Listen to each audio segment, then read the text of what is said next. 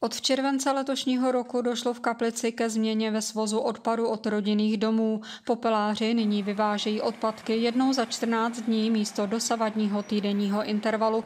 Radnice tak reaguje na potřebu důslednějšího třídění.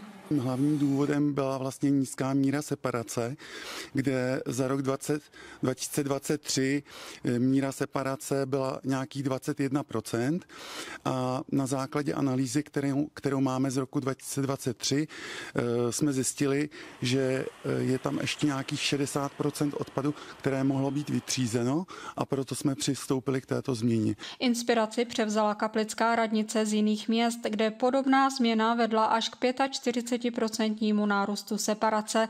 Obce, které nebudou třídění aktivně podporovat, mohou čelit vysokým finančním sankcím. Od roku 2025 máme vlastně povinnost splnit procento vytříděnosti 60%, ale v současné době se Kaplice pohybuje na hraně 20%, takže je to hluboko pod průměrem. Takže apelujete všemi možnými způsoby? Ano, jak vlastně snížit množství směsného komunálního odpadu v tom podílu celkového komunálního odpadu. Se změnou frekvence svozu se obyvatelé Kaplice teprve zžívají. Zpětná vazba od veřejnosti zatím přichází jen pozvolna.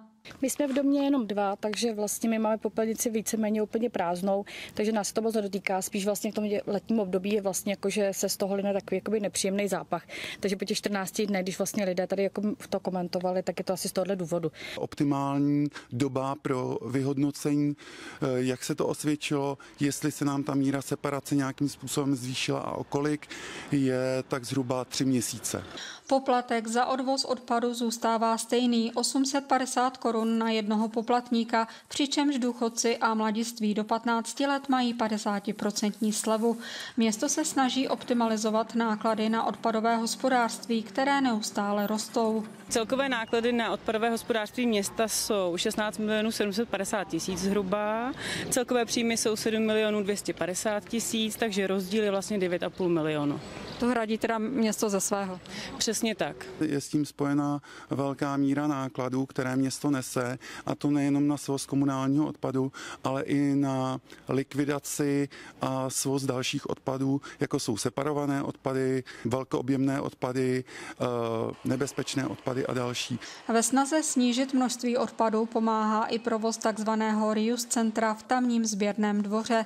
Lidé sem mohou odnášet drobné předměty, knihy nebo domácí potřeby, které už sami nepotřebují, ale mohou ještě posloužit někomu jinému.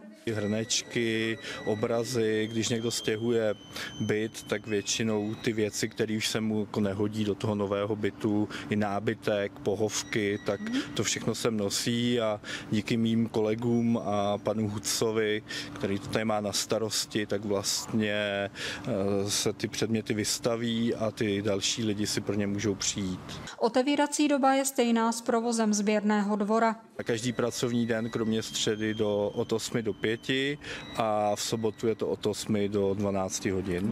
Kaplická radnice věří, že nová pravidla povedou ke snížení objemu směsného odpadu a přispějí k čistějšímu životnímu prostředí.